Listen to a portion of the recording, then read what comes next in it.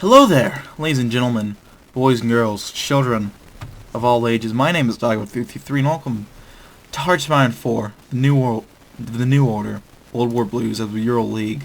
In the last video, we finished these focuses, and we managed to fend off the Jokel Movement Anger's brigades raids into us, but we have a bit of a path. We need to figure out what we're going to go down.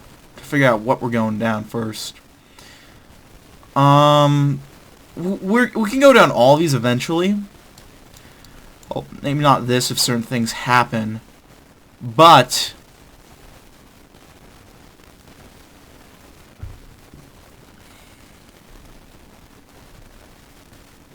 what am I going to do first?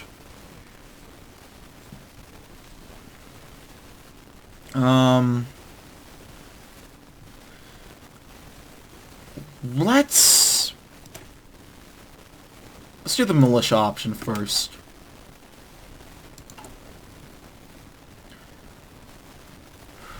I mean, we don't have a number, so this is going to help us get all that eventually. We're going to be very weak for a while, but once we get down to this, we can use army experience to help improve all that, to improve. It's pretty fucking massive debuff. I'm not gonna lie. So if they wanted to raid us now, they'd probably be able to. So we're gonna we'll rush down this tree real quick, and then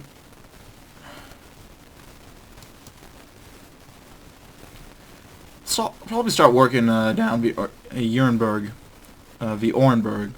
path. Forgive me.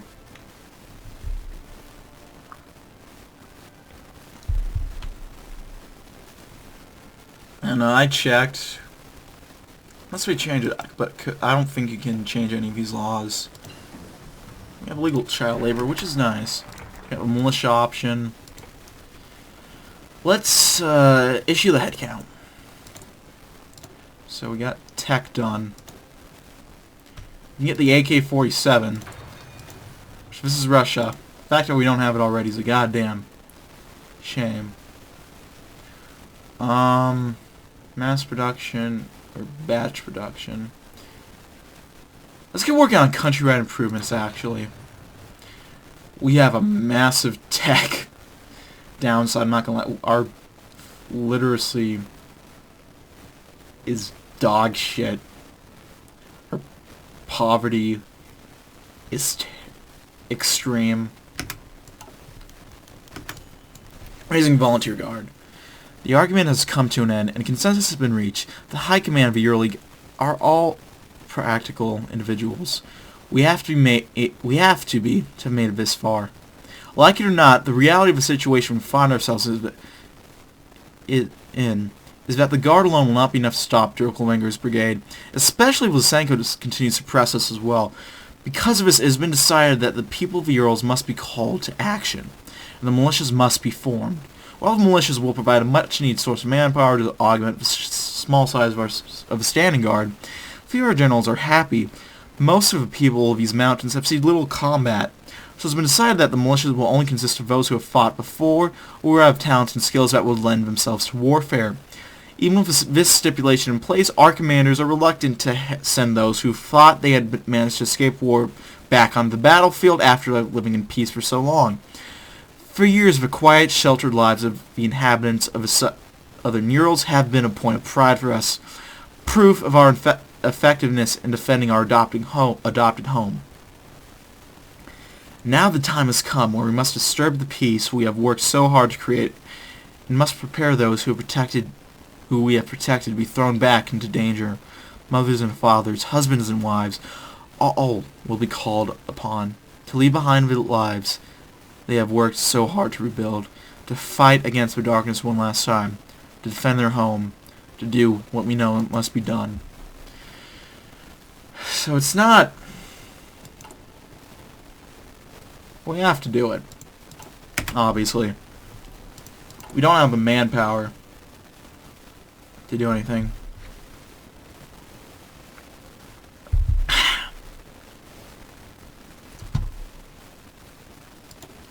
We have no minimum wage. None of that.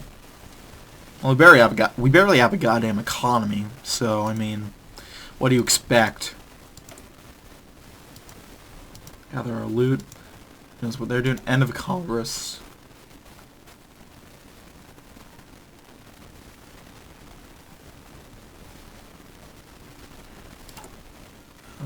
DEFCON 5 looks like.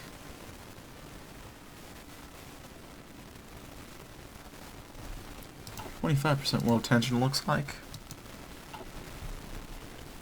I'm waiting for a certain event to pop up. Not relating to us. Oh, okay. So let's resettle the refugees. That will give us 2,000 manpower. And if you notice, we didn't lose any political power at all. So, this is going to help us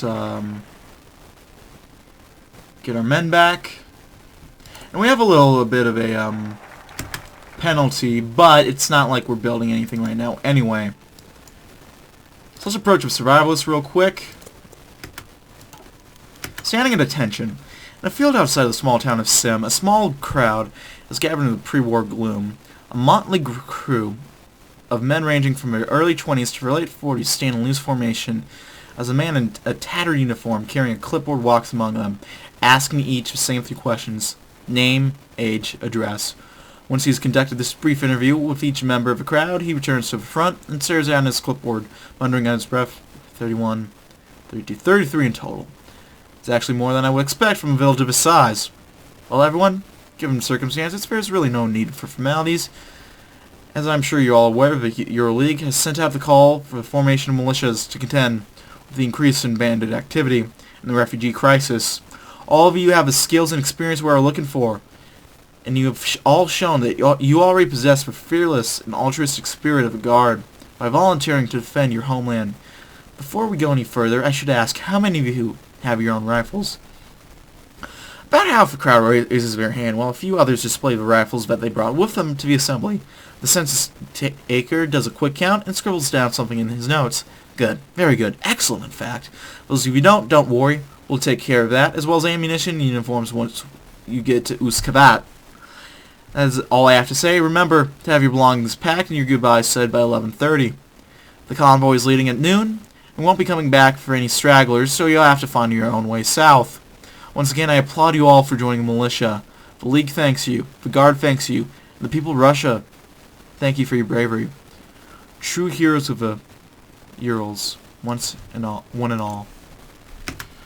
So, 3, 2, 1. So we got 2,000 manpower, and that's all going away. But we can get more. And does it even extend? Yeah, it doesn't even extend the construction speed. And I don't even think, yeah, we're not even building anything. All our stuff's occupied anyway, so there's no point. Well, if we ever get a factory, we can just do that. Start working on a military factory, I guess.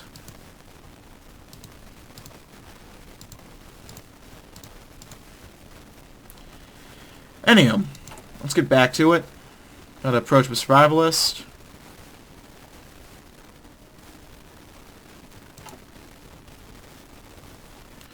We got 11 army experience,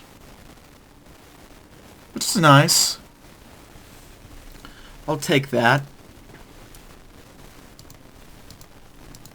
Fuck, I got a lot of steel there. That's nice.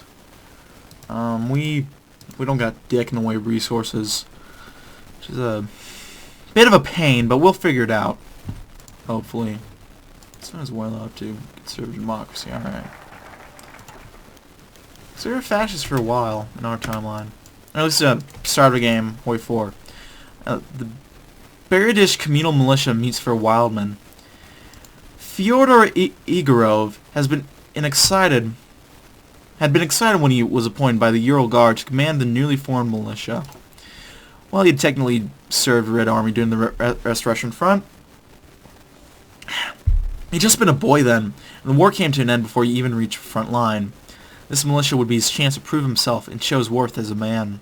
It was an unpleasant surprise when he was told that, as a survivalist, was being sent into town to help train a militia. As far as Fedor was concerned, his men knew everything they needed to, and some hillbilly from the wastelands would be more than a burden than anything else. When the man finally arrived, all the militiamen couldn't help but stare. His beard wasn't as long as they had joked it would be, but it wasn't short. What was most surprising about him was his age. None of the men dared ask. There was no question the man had seen Russia collapse, not once but twice. I don't enjoy speaking, so you children should listen. I've been living off the land for longer than any of you have existed. When I was 17, the Reds burned my home and forced me into the wild. I spent the next 20 years hunting, scavenging, and killing any Red who tried to stop me. Then the Nazis came, so I spent the next 20 years killing Nazis. Now they're bandits, and I don't have 20 more years left in me. This is where you lot come in. After 40 years in the forest, I learned a thing or two, and I am to teach you what I know. I know how to find food where even the worms have abandoned. I know how to move so quietly that even a rabbit won't hear me approaching. I know how to survive in a blizzard without a blanket, and how to lure a wolf pack into an enemy patrol. By the time I am done with all of you, you will not know how. You will not how to. You will not know how to do most of this, but you will not know enough to die fighting, rather than freezing and starving. And that is what your people ask of you. Perhaps you may be useful after all. You can resettle refugees again. More manpower. Experimental cadet squads. Gets more army experience. Also got a recon boost. I think it'll actually be solid. I'll see. We'll need a support equipment for that though, so I might want to.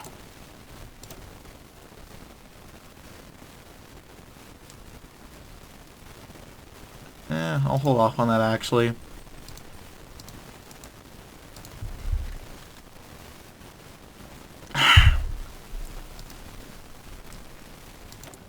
What are you doing, you bastard son of a bitch?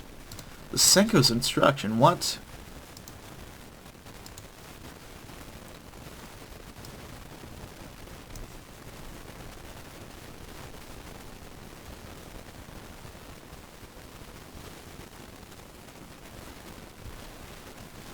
Now, fun fact, the devs apparently assembled over 100 events just of Oscar Drokel or Dirlevanger dying. There's a few ways he can die in the mod right now. When the whole thing comes out, there's like 50 fucking ways he can die, which is kind of funny. I appreciate that. It's very nice. Was it Pig Panzer posted a video just posting just like a little list of all the ways he can die. I'm not gonna lie, it's actually pretty fucking funny. Let's expand the program. We'll get some more men every month from the guard. Resell the refugees again. And we can do a counter raid, but I'm not gonna do that quite yet.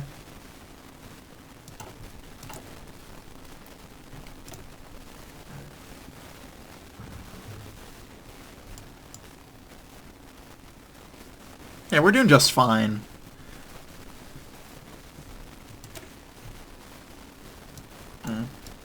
We'll get working on the Orenburg conversation soon. Talking with them. Resell the refugees again. Get some more manpower. Can you keep doing this until maybe August? Yep. Warning a comrade. Guardsman Alexei was one of the bravest, hardest-fighting soldiers his fellow squadmates ever knew. They looked up to him. Everything he did was for his comrades, no matter what. Even if it meant diving onto a hand grenade to save the lives of his allies, he would do it, even if it cost him everything. The funeral service, as per his request, was short and quiet. His coffin was hauled out by his squadmates and dropped in a hole in the ground. As one of the soldiers began filling the hole of dirt, a priest read from a Bible and said some nice things about him. Then the squad sergeant came forward and spoke, telling funny stories about him, like his attempt to hit on an uninterested woman, or times when he would get pissed drunk and laughed so loudly he woke the entire barracks up from her sleep. Some laughed at this, but others cried. miserable at the thought that their friend was no longer with them. Finally, the coffin was completely covered with dirt. The sergeant played a short rendition of Ket Shah, his favorite song. None of y'all left, talking amongst themselves or staying quiet. What a damn shame, the sergeant muttered under his breath. He will be missed. Let's get back to it. Well, we'll do this for Alexei.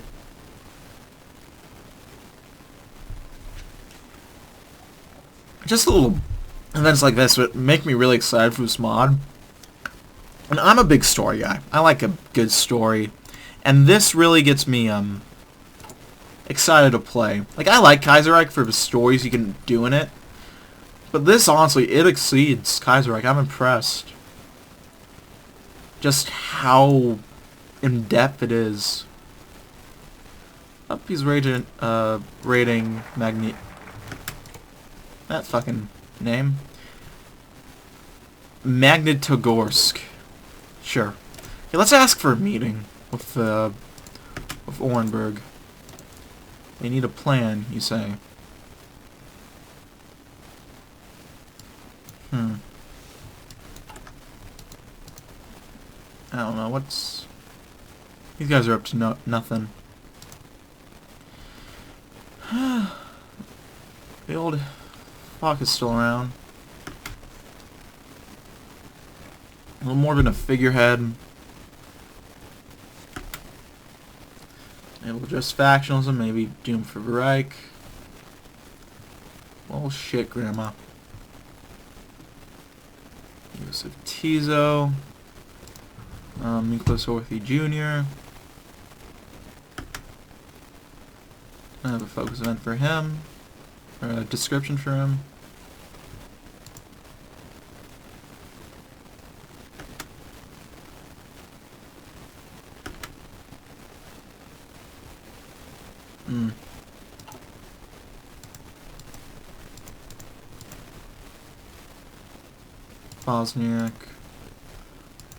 Bosniak culture looks like.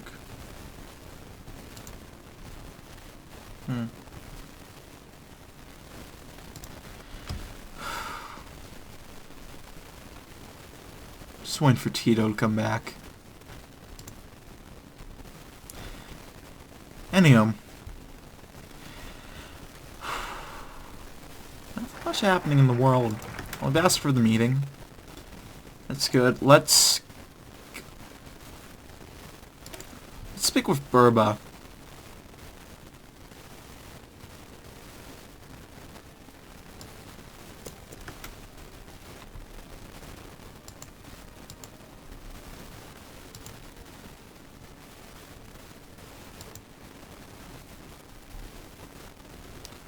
Oh! Oh shit! Lysenko's dead.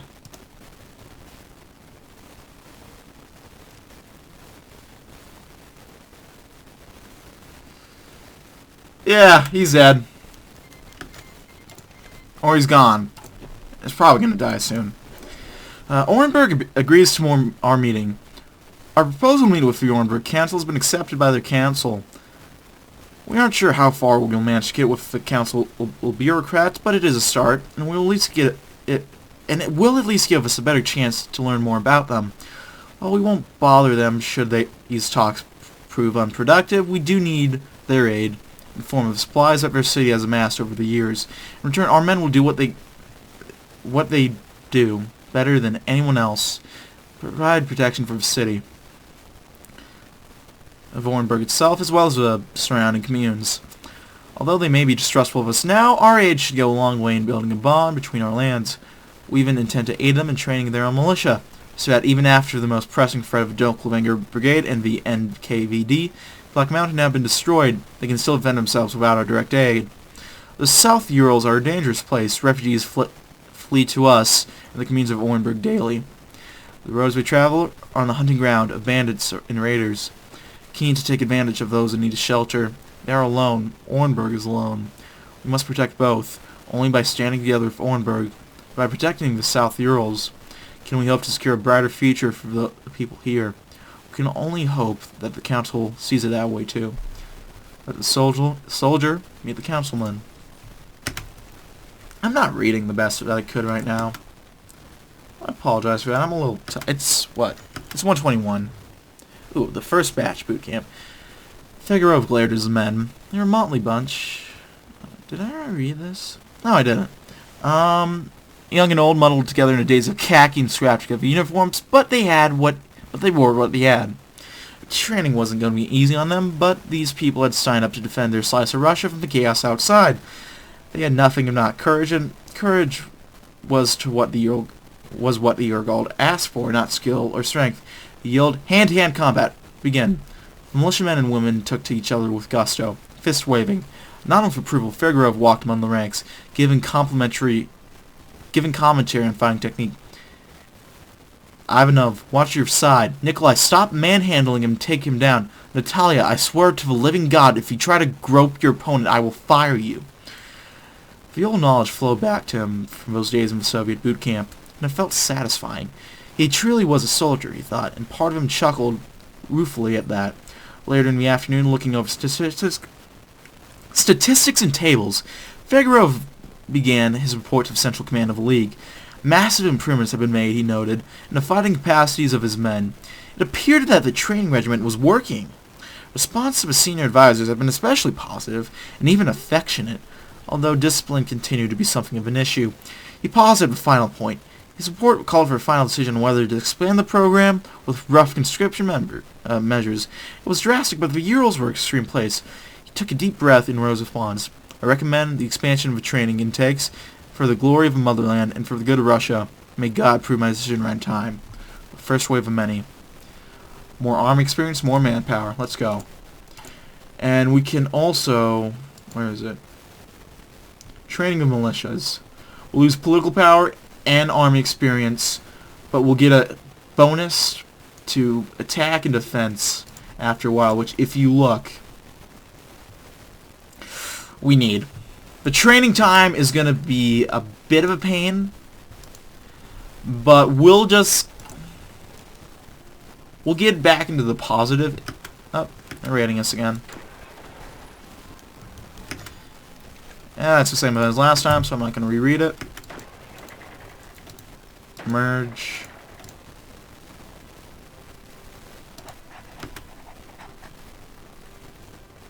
That kind of looks like Tony Soprano. Let's give you charismatic. And we can't give you anything. Fair enough. Let's get back to it. We're losing fuel. Let's get more of that manpower going. Resettled refugees. And we'll train the militias again. We've got enough army experience to do that, I think. And then we'll have to deal with I don't know if we actually can reunify with 7 Urals, to be honest. I haven't... Let's retrain the militia. Resell refugees. Got more manpower. Speak with Burba. Conversations with the council. Burba announces his bid for leadership in Orenburg. Major events are taking place in the free and prosperous city of Orenburg. Alexander Burba, a brilliant engineer and most influential industrialist of Orenburg, who once helped to reconstruct the city after it was left alone in the wake of the Soviet downfall, has decided to take the political matters of the region into his hands and launch his leadership bid as chairman of the Workers' Council of Orenburg. First rise of Burba to the top can have most positive consequences for the future of our relations in the region in general. Even though Burba has not made any statements about our cause, we can find common ground in our mutual desire to end political chaos and confusion in the city and organize a strong, centralized army for communes to protect itself from rising threats of Dilkavanga and Lysenko. Don't tell them about these guys. However, as much as our encouragement means a lot for his pursuit for a strong and assertive Orenburg, vocal support for Burba by our representative in the city can potentially harm His bid in the eyes of a people who still mistrust and erroneously think of the League as a power-hungry and aggressive warlord state, no different than any other. We should proceed carefully if we want Burba to emerge as a strong leader needed for Orenburg in these desperate times. Well, you can rely on us for support. We'll just hope that doesn't blow up in his face or our face. Oh, Burba thanks us for our support. Burba sent a message thanking us for supporting the struggle. While we don't exactly see eye to eye on everything he said, we do agree that on the need to protect Russia, the Russian people from tyrants and bandits. What's more important to us, of course, is the fact that Orenburg under Burba will be much closer to us diplomatically. The region as deadly and violent as ours, we need all the friends we can get, so the help is much appreciated. Well, 3 cheers for Comrade Burba.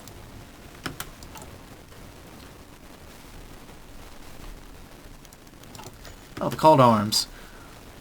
Like a vine cluster on a fallen log, the lonely village had clung to dear life on the outskirts of the Urals. No outsider could have told you its name, and all who needed to know it were so intimate with the town that the need for names has passed. The name of the village became half forgotten, lost amidst the chatter of infrequent merchant convoys and the boys yelling at each other in the square. Under the casual intimacies of a lifestyle which had little need for the rest of the world, that gently drifted into the ease of isolation as a couple slit hips into each other's familiar hollows in the warm darkness of the night. But any pawn will tell you that the peace of stillness is only a ripple away from ending, and day by day the ripple expanded while the visits of the soldiers in the single and double, the low growl of a background of noises of troop movement, exercises of recruitment drives. Slowly, the games of the boys changed from tag and catch to cops and robbers, soldiers and cowboys, hunter and hunted. The head of the town smiled a little less at each monthly meeting. The piles of paperwork in his desk slipped a little further into chaos every week, and old men woke sweat-drenched at random intervals on quiet nights, reaching for their guns long vanished from households and farms, and held their spouses as the shaking that overtook them. Tattered red flags were dug up, glared at, and quickly reburied along with other unwelcome ghosts. One morning, the ripples, with an easy inevitability, reached this town and broke its silence forever. A single walker yelling in a strange dialect from up north. Come serve our brothers and sisters of the Ural League. All able-bodied young men from a household of more than 4 mouths. Mothers held with sons, sobbing in the swirl of the Ural breeze, as a feature hit that half-shrouded town, and no one knew what would leave in its wake.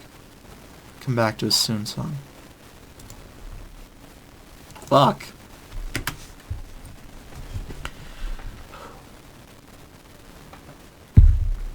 Again, I don't know if I gotta give props to the whoever wrote that.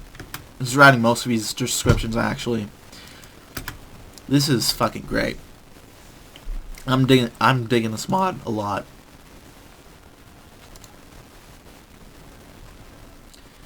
And we just about got these guys back up to full manpower. Yep, we do. I just gotta work on these guys and then we're good.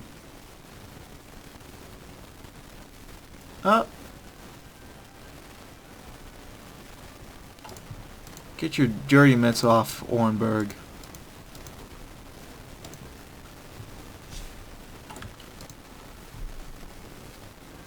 Well, shit. Let's train the militias again. How are we doing on that now? Better. Much better.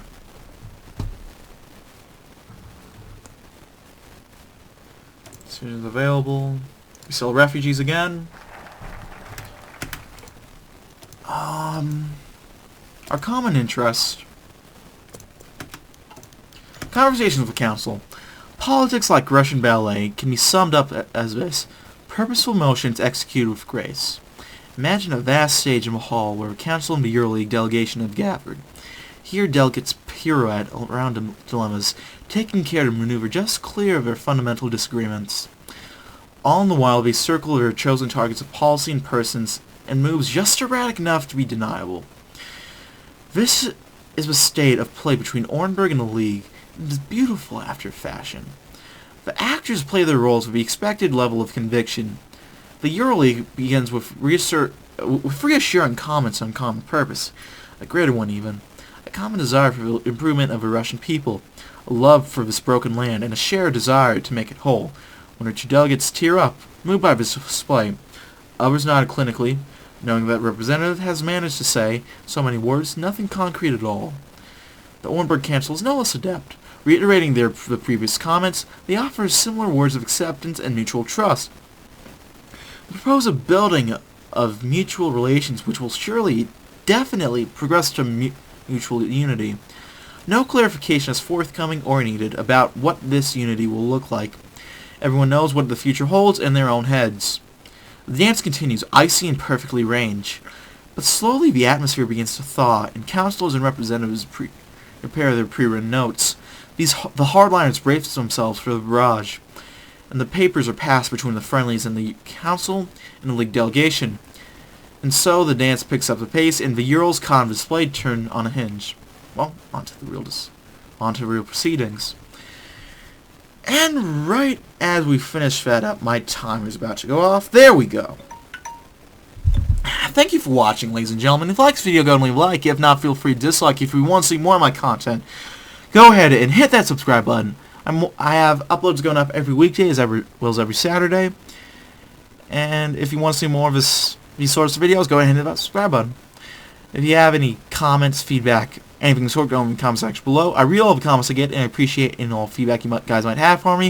If you want to support me financially, I have a Patreon down below. You can check that out.